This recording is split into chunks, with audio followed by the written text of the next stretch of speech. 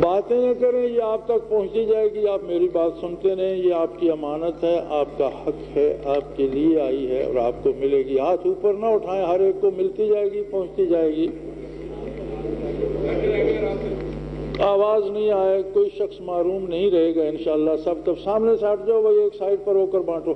تم قلعے کی طرح ٹھک گئے ہو، کسی متحرک آدمی کو دو۔ شاہ جی 8-7 نو ونڈ دیو، اور کسن بھی دے دو، اور کسن بھی دے دو، دور دور کر۔ کتے بھی ہیں ساتھی، پیچھے بھی ہیں۔ اب ہم سب کی ذمہ داری یہ بنتی ہے، توجہ بات پہ رکھیں، یہ آپ کو ملے گی انشاءاللہ، اور اس کے لیے ہم انتظار کر لیں گے جب تک یہ تقسیم ہوگی۔ ہم سب کی ذمہ داری یہ ہے کہ ہم فرداً اپنے ذمے لیں کہ مجھے نفاذ اسلام کے لیے، مجھے غلبہ اسلام کے لیے۔ اور اسلام کیا ہے؟ اسلام کی تعبیر ہے نوع انسانی کے حقوق کا تحفظ۔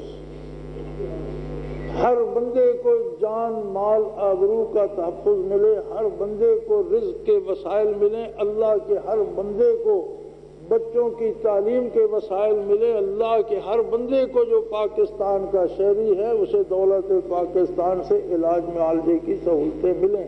اور اس کا واحد ذریعہ یہ ہے کہ ہم قومی خزانے کو بیت المال قرار دیں اور باقاعدگی سے اپنا بینکاری نظام جو ہے اسے منافع کی بنیاد پہ چلائیں۔ تعلیم کو عام کیا جائے اور تعلیم میں نظریے کو شامل کیا جائے۔ سیاسیات کا وہ ڈھب بنایا جائے جو ہمارا اپنا ہو، قومی ہو، اسلامی ہو، جو قرآن و سنت سے ماخوذ ہے۔ جس طرح خلافت راشدہ جس جمہوریت سے قائم ہوئی، جس جمہوریت سے احکام و فرامین اسلام کا اجرا ہوتا ہے، وہ انداز اختیار کیا جائے، اور اس کے لیے اپنی بساط بھر محنت کرنا یہ آپ سب کی ذمہ داری ہے۔ وقت آ رہا ہے، دنیا کے حالات بتا رہے ہیں، دنیا کی تاریخ اور دنیا کی روش بتا رہی ہے کہ حق و باطل کا ٹکراؤ ہوگا۔ انشاءاللہ یہ قوم خانہ جنگی میں مبتلا نہیں ہوگی۔ اور ایک آخری بات جو بڑی عجیب بات ہے کہ حدیث شریف میں غزوۃ الہند کے الفاظ آتے ہیں۔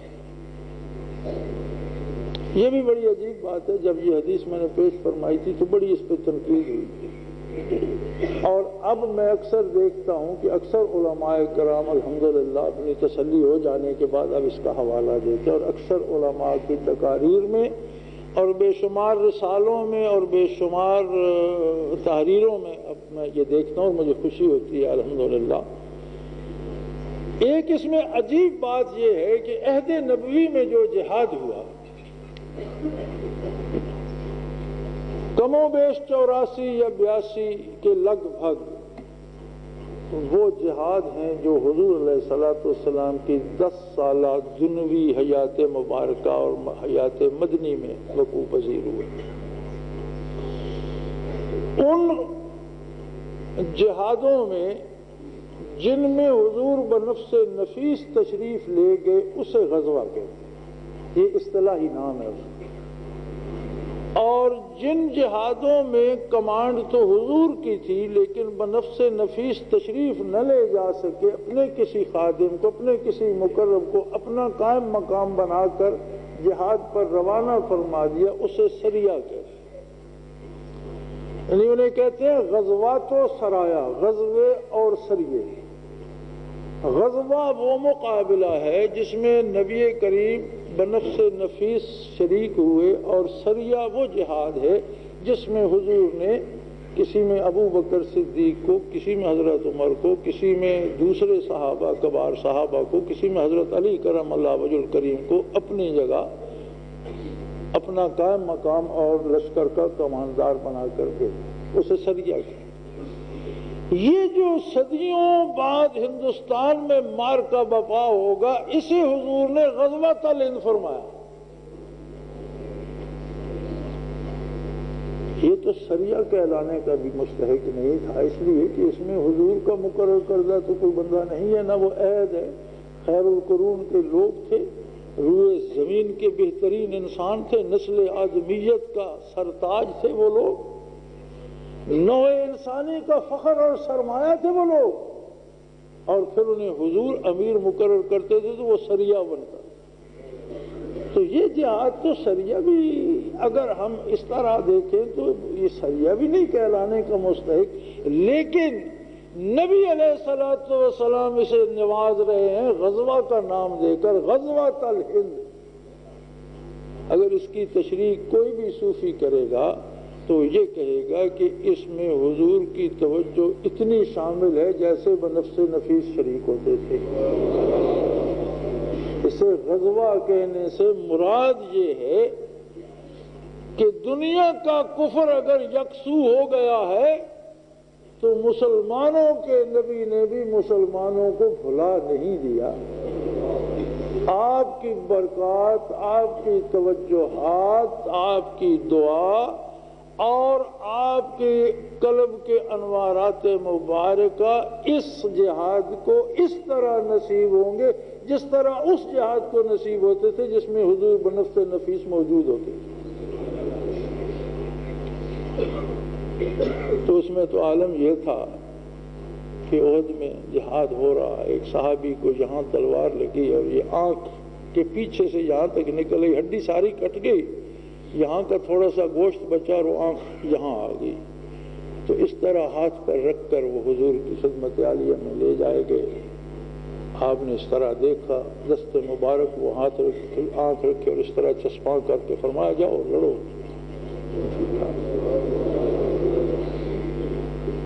ایک دوسرے صحابی کو تلوار لگی پنڈلی پر اور ہڈی کو کاٹ گئی، گودا خون میں شامل ہو گیا، اور گودا جب ہڈی کا خون میں شامل ہوتا ہے تو بندہ تب تک زندہ رہ سکتا ہے جب تک اس کے ریزے دل تک نہیں پہنچتے۔ ایکسیڈنٹ میں بھی ہمارے اپنے کرنل اسلم اسی طرح واصل باللہ ہوئے، اللہ ان پر کروڑوں رحمت نازل فرمائے، تو ٹانگیں ٹوٹیں اور وہ گودا خون میں چلا گیا۔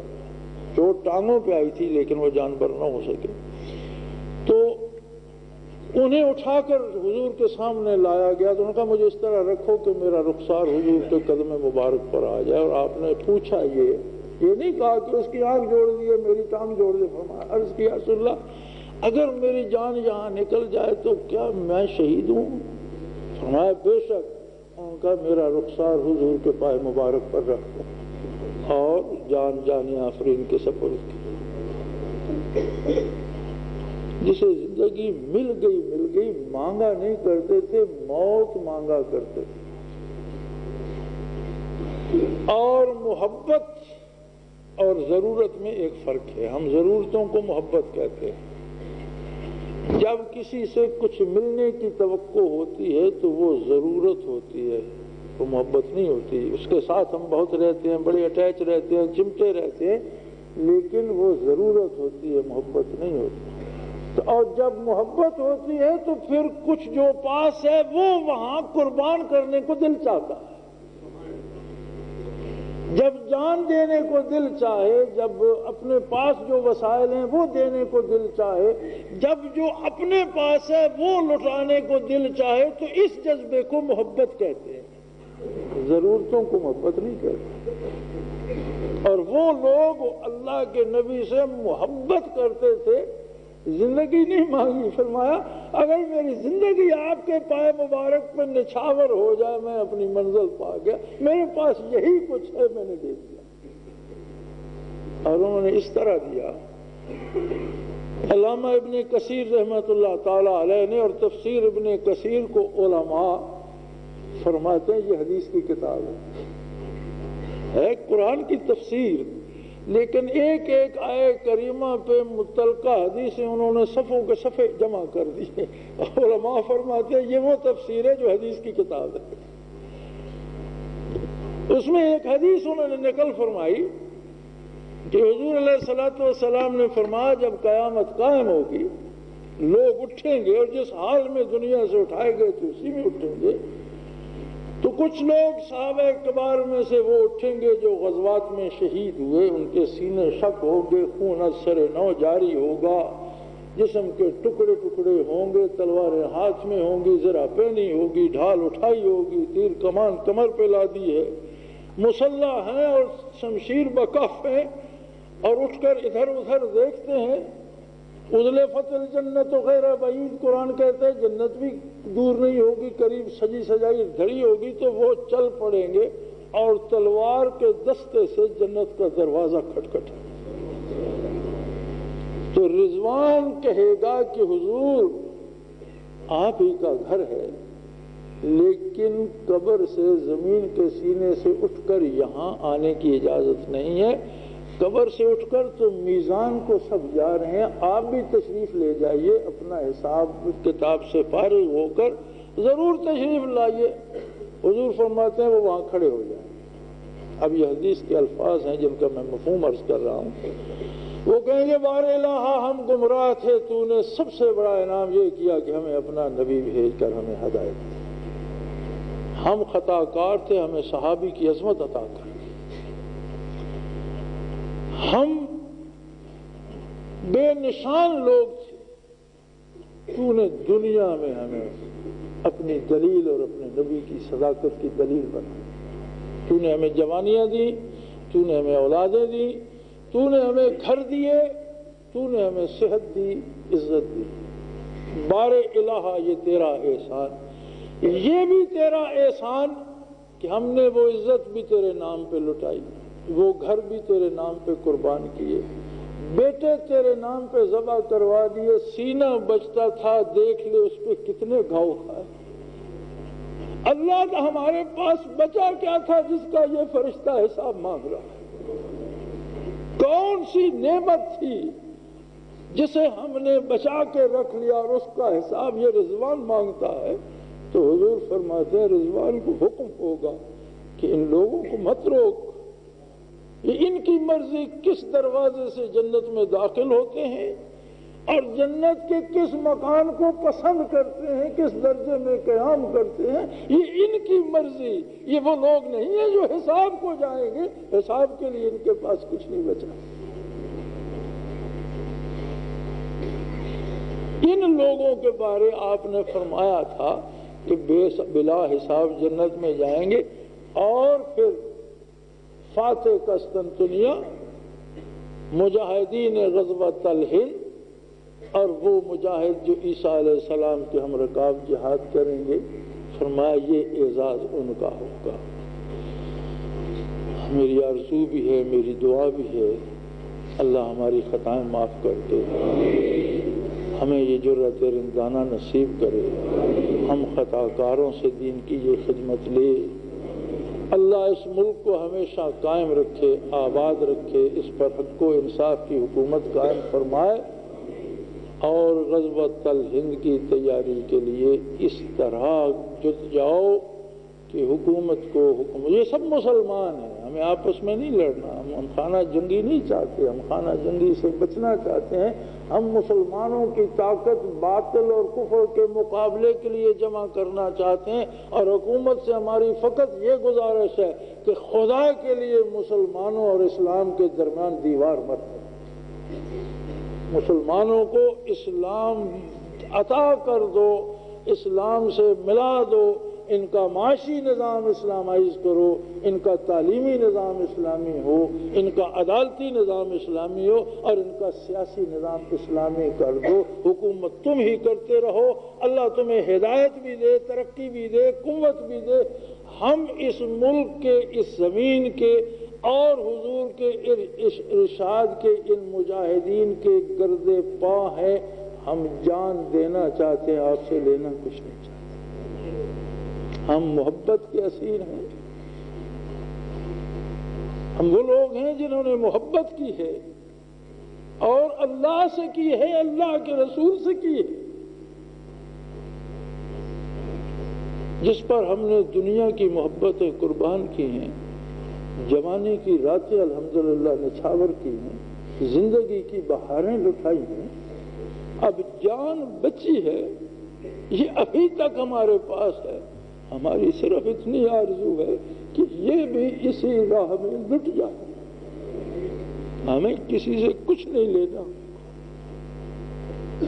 ہمیں اپنا آپ لٹانا ہے۔ ہمارا ٹکراؤ نہ فوج سے ہے نہ کسی سیاستدان سے ہے، ہمارا نشانہ کفر ہے، باطل ہے، وہ سپر پاور ہو یا سپر پاور ہو، دنیا کا کوئی باطل نظام ہو، دنیا کی کوئی غیر اسلامی طاقت ہو، جو مسلمانوں پر کفر مسلط کرنا چاہتا ہے وہ ہمارا نشانہ ہے اور ہم اس کے مقابل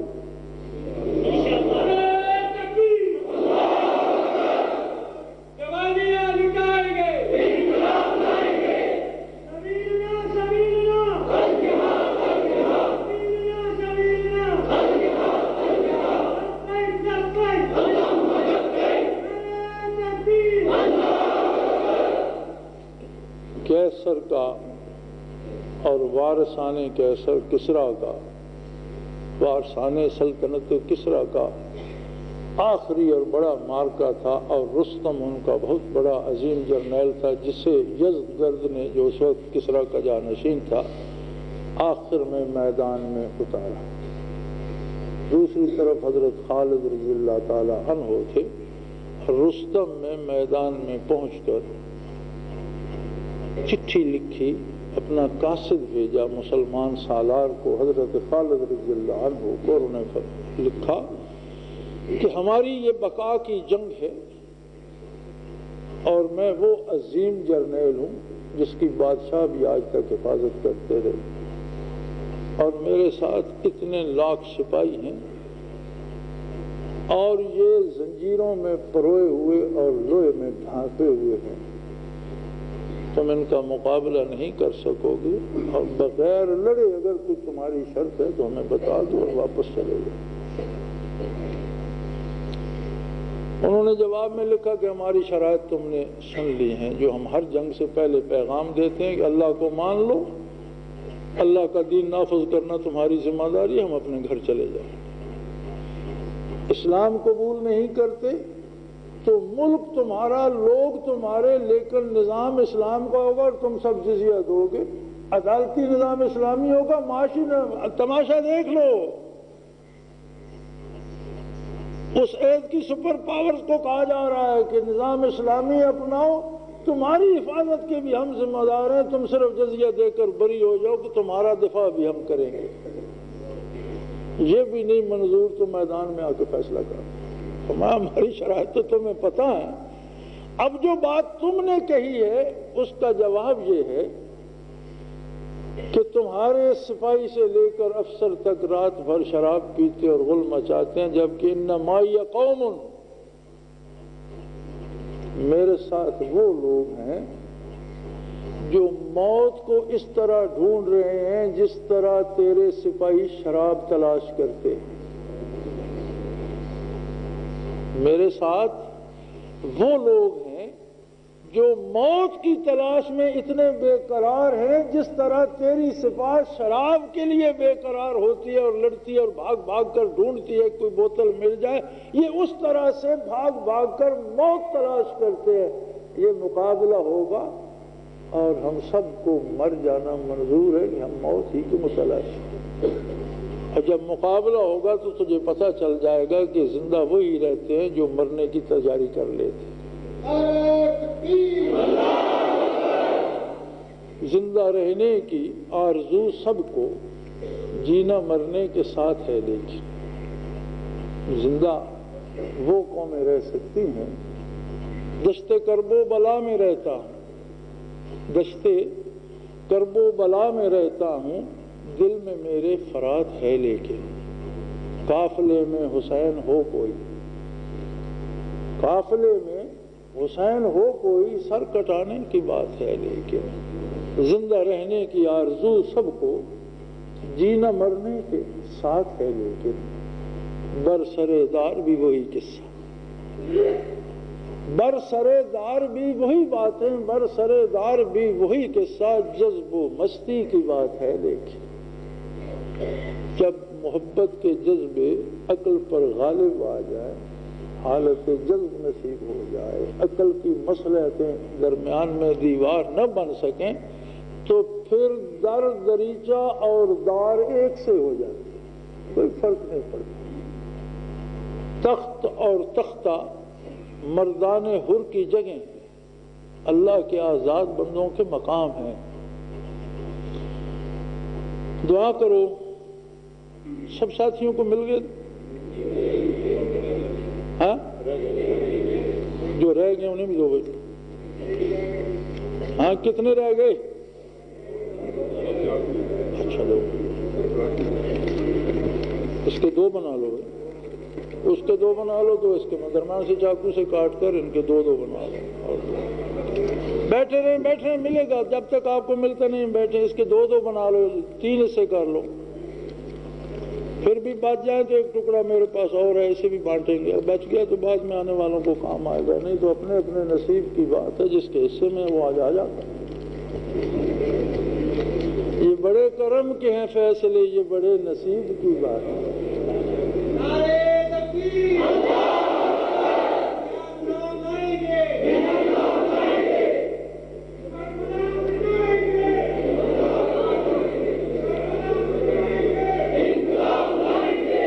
بے قرار نہ ہو، سب کو ملے گا، ان کے مزید ٹکڑے کر لیں، سب کو دیں۔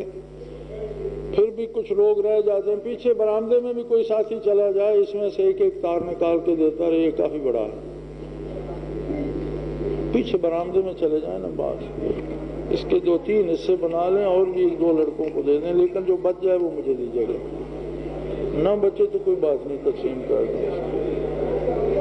اس میں سے تار ہم بھی رکھیں؟ ہاں، آپ خواہ جمع کرتے جائیں گے، اپنے سے لے نہیں چکے؟ وہ سفید، اچھا سفید ہے،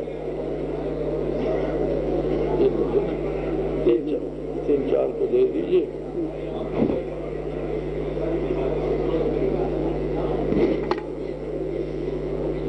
لو جی سلطان،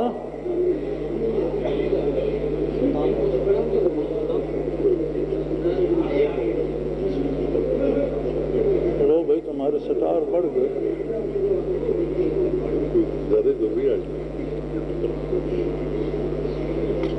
ہر کام اپنے وقت پہ ہوتا ہے، ہر کام کا ایک وقت ہوتا ہے۔ اسی اجتماع میں یہ بھیجیں اللہ نے، کل پرسوں پہنچی۔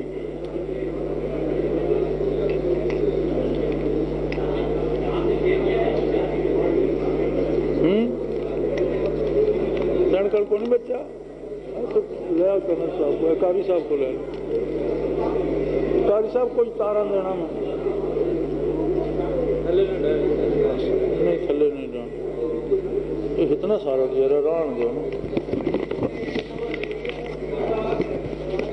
اب باقی سارا پورا کرنا ہے، دوبارہ کوئی نہ لے۔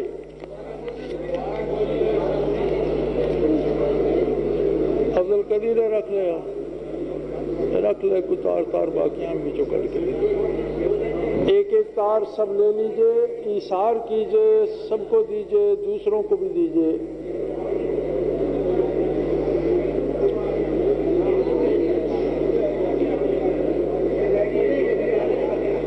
یہ ذرا بھی ہے، ڈھال بھی ہے۔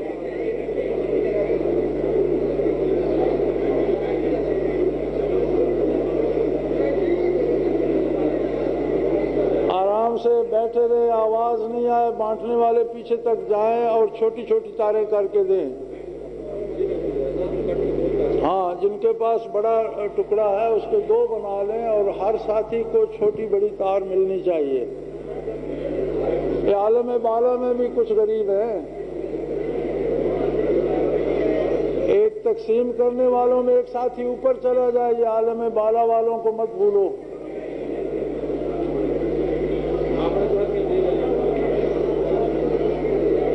لے جاؤ کچھ، آرام سے، آواز نہیں آئے۔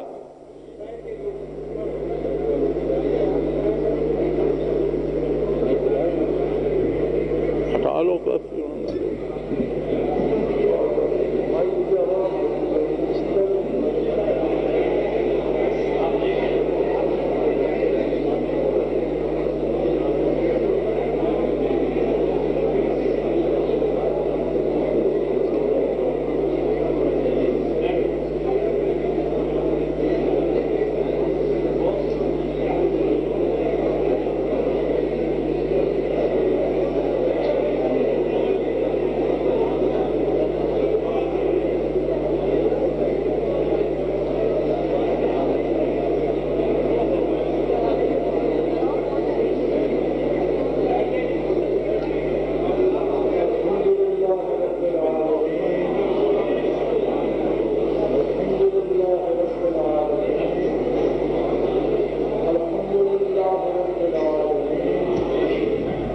والصلاة والسلام على حبيبه محمد وآله وأصحابه أجمعين اللهم صل على سيدنا ومولانا محمد وعلى آل سيدنا ومولانا محمد وبارك وسلم وصلی علیہ۔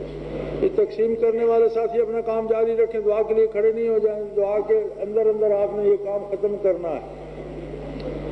اللهم ربنا لا تقتلنا بغضبك ولا تهلكنا بعذابك واعف عنا قبل ذلك۔ اللهم ربنا لا تسلط علينا من لا يرحمنا۔ اللهم ربنا نور قلوبنا بنور المعرفة والإيمان۔ اللهم ربنا ارزقنا حبك وحب حبيبك صلى الله عليه وسلم۔ اللهم ارزقنا اتباع نبيك واتباع خلفاء الراشدين المهديين۔ اللهم ربنا أنت ولينا في سفرنا وحضرنا في مالنا وأهلنا، أنت ولينا في الدنيا والآخرة، توفنا مسلمین والحقنا بالصالحین۔ رب کریم ہماری خطاؤں سے درگزر فرما، رب جلیل ہمارے گناہ معاف فرما، رب کریم ہماری کوتاہیاں معاف فرما، رب ذوالجلال ایمان کامل نصیب فرما، اللہ کریم عشق رسول نصیب فرما، اللہ کریم اتباع نبی کریم نصیب فرما۔ یا اللہ قلب اسلام اور نفاذ اسلام کو آسان فرما۔ یا اللہ ہماری ادنا کوششوں میں جان پیدا کر۔ یا اللہ ہماری جان و مال کو قبول فرما، ہماری جانوں کو شرف قبولیت عطا فرما۔ یا اللہ دنیا اور آخرت کی رسوائی سے اپنی پناہ میں رکھ۔ یا اللہ دنیا اور آخرت کی رسوائی سے پناہ عطا فرما۔ یا اللہ دنیا اور آخرت کی رسوائی سے پناہ عطا فرما۔ اللہ کریم ہمارے اساتذہ پر رحم فرما، ہمارے والدین پر رحم فرما، ہماری اولادوں پر رحم فرما، ہمارے اعزاء و اقرباء پر رحم فرما۔ اللہ کریم سب کو ہدایت نصیب فرما، سب کو سیدھے راستے پر چلا اور سب کو دین کی خدمت کرنے کا جذبہ عطا کر۔ رب کریم تو قادر ہے، اپنی رحمت کاملہ سے اس ملک کو ہمیشہ قائم رکھ، اس پر دین، حق اور انصاف کی حکومت قائم فرما اور اسے آیائے اسلام کا سبب بنا دے۔ یا اللہ اسے اس سعادت سے سرفراز فرما۔ اللہ کریم ہماری ساری آسیں، ساری امیدیں تیری بارگاہ سے وابستہ ہیں۔ ہم لاکھوں کروڑوں بے شمار درود بھیجتے ہیں تیرے نبی پر، تیرے نبی کی ذات پر، آپ کے ازواج پر، آپ کی اولاد پر، آپ سے محبت کرنے والوں پر اور آپ کی ساری امت پر جو دنیا میں ہے، جو گزر گئی یا جو آنے والی ہے۔ اللہ کریم تو سب کے حال سے واقف ہے، سب پہ رحم فرما، سب کو استقامت الدین نصیب فرما، سب کے دل اور سینے روشن فرما۔ رب جلیل ہمیں اسلام کی جلتی ہوئی زندہ شمع بنا دے، تو ہر چیز پہ قادر ہے۔ وصلی اللہ تعالی علی حبیبہ محمد وآلہ وصحبہ اجمعین برحمتک یا ارحم الراحمین۔